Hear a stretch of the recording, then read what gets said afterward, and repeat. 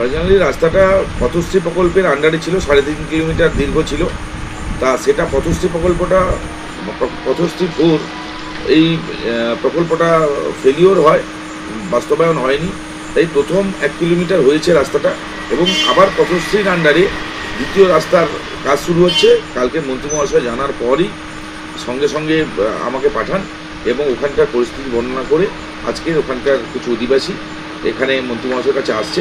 যত দ্রুততার সঙ্গে সম্ভব ওই রাস্তা যাতে কংক্রিটের রাস্তায় পরিণত হয় তার জন্য সদ্য মন্ত্রী বঙ্কিমচন্দ্র হাজরা মহাশয় ব্যবস্থা নেবেন। এবং কালকের ওখানকার কতিপয় যুবক কিছু ব্যক্তির উপর এবং সংবাদ মাধ্যমের উপর যে আক্রমণ সানানোর একটা পরিকল্পনা বা অকথ্য ভাষায় যে গালিগালাজ করছিল, তার জন্যে এলাকাবাসীও ওদের বিরুদ্ধে ব্যবস্থা নিয়েছে। এবং আমরাও উক্ত ঘটনার জন্য অনুতপ্ত এলাকাবাসী হিসাবে আগামী দিনে যেন এমন কোনো ঘটনা না ঘটে তার জন্য সকলকে সচেষ্ট থাকতে হবে। আপনার নাম? আমি সন্দীপ কুমার পাত্র, সদস্য দক্ষিণ 24 পরগনা জেলা পরিষদ, vice chairman Gangasagar Bakkhali development authority. আন্দোলন আমাদের দীর্ঘদিনের দাবি। আমাদের এই 26 নম্বর বুথ, সাগর বিধানসভা 26 নম্বর বুথের দীর্ঘদিন আমরা অবহেলিত, বঞ্চিত। সেখানে আমরা অনেকবার বিধায়ক সাহেবকে বলেছি রাস্তার ব্যাপারে। আমরা বলেছি প্রধান সাহেবকে, মেম্বার সাহেবকে, সবাইকে বলেছি, কিন্তু কেউ কর্ণপাত করেনি।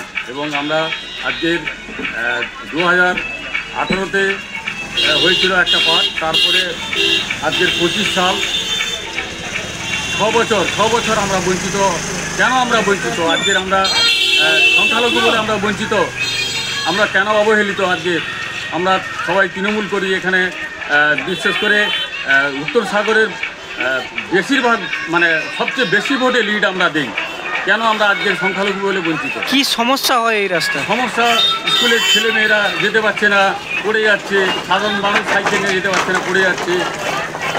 এখানে রেশন ডিলার আছে, এখানে আছে আইসিডিএস আছে, একটা ধীরেন্দ্র প্রাইমারি বিদ্যালয় আছে, এখানে মহেশ্বরী জুনিয়র হাই স্কুল আছে। সেখানে আমাদের মাননীয় মন্ত্রী মহোদয় উনি কোনো গুরুত্ব দিচ্ছে না আমাদের এই রাস্তায়। আন্দোলন করলেন কেন? কি চাইছেন? আমাদের রাস্তায় যাতে হয়, সেজন্য আমরা আন্দোলন করতে বাধ্য হয়েছি। কি নাম আপনার? আমার নাম আয়ুব খান। খারাপ এই রাস্তা? এই রাস্তা প্রায় 1.5 কিলোমিটার, একেবারে রাস্তার পরিস্থিতি খুব খারাপ। এই তো দেখলেন টোটোটা গেল, ড্রাম করে নিচে পড়ে গেল, উঠে গেল। তারপর মোটর সাইকেলগুলো তো যখন যায় কে আছাড় খাচ্ছে, কে সেদিন তো একজন অ্যাক্সিডেন্টও করে ফেললো, তাকে অপারেশন করতে হয়েছে হসপিটালে। আবার তারপর এই মাটি বসে যাচ্ছে, এর উপর দিয়ে সব বড় বড় সব যাচ্ছে, গাড়ি সব যাচ্ছে। হ্যাঁ, এদিকে রেশন ডিলার আছে, তারও মাল আসছে। এছাড়া এটা তো কন্টিনিউ আসছে, এবং ওই যে সব কোম্পানি ছাড়া হাই স্কুলের পর্যন্ত যত বাড়ি হচ্ছে সব তার ইট বালি চিপ সব যাচ্ছে। এত লোডিং গাড়ি সব, সেই রাস্তার যা বেহাল অবস্থা, মানে একটু বর্ষা হলে তো এদিকে একেবারে জল জমেই গেল। তারপরে আসার দেখা সারানো হয়নি কেন? জানানো কি হয়েছে? জানানো হয়েছে, বলছে নতুন হবে, সব ঢালাই রাস্তা হবে। আজকের আমি 10 বছর শুনে আসছি। এবছর তো আমরা অন্যরকম চিন্তা ভাবনা নিয়েছি। সামনে বিধানসভার ভোট, তার আগে যদি না রাস্তা হয় তাহলে এখানে বুথই থাকবে না। এটা গ্যারান্টি একেবারে। আমরা এই 26 নম্বর বুথের মানুষ, পুরোটাই একেবারে কি বেহাল অবস্থায় আছে।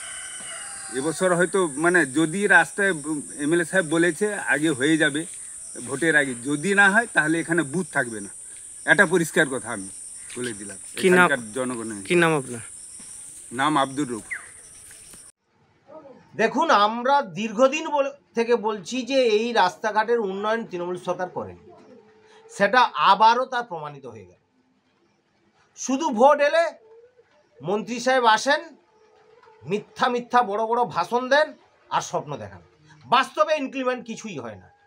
যে কারণে আজকে জনবিস্ফোরণ হয়েছে, বিক্ষোভের আঁচটা আজকের এই পথ অবরোধে রাস্তায় নেমে এসছে। দেখুন বিক্ষোভকারীরা কি বলছেন, যে ওই রাস্তায় হাঁটতে গিয়ে পড়ে গিয়ে নাকি পা ভেঙে গেছে। এর থেকে লজ্জাজনক বিষয় কিছু হতে পারে? মন্ত্রীর এলাকায় রাস্তাঘাটের এমন অবস্থা, পথচারীরা হাঁটতে গিয়ে পা ভেঙে যাচ্ছে। ছি ছি ছি ছি ছি ছি, লজ্জাজনক বিষয়। আর ওই এলাকায় কিছু অতি সক্রিয় কর্মী আছেন, তারা আবার সংবাদ মাধ্যমকে হেনস্থা করার জন্য প্রস্তুত থাকে, যাতে এই সমস্ত জিনিসগুলো প্রকাশ্যে যেন না আসে। নক্কারজনক বিষয়, গণতন্ত্রকে হত্যা করার চেষ্টা। কিন্তু এলাকার মানুষ তাদের দেওয়ালে পিঠ থেকে গেছে যে আমরা যেই সরকারটাকে ভোট দিচ্ছি সেই সরকারই উন্নয়ন করছে না, তার জন্য তারা আজকে রাস্তায় পথ অবরোধ করছে। আর এই তৃণমূলের জামানায় তৃণমূল সরকার এ রাস্তা করতে পারবে না, এর ক্ষমতা নেই, এরা শুধু মিথ্যা ভাষণ আর স্বপ্ন দেখাতে জানে। এর থেকে আর কি বলি বলুন তো। অরুণাভ দাস, মথুরাপুর সাংগঠনিক জেলার হ্যান্ডলুম অ্যান্ড ওয়েভার সেলের কনভেনার, ভারতীয় জনতা পার্টি।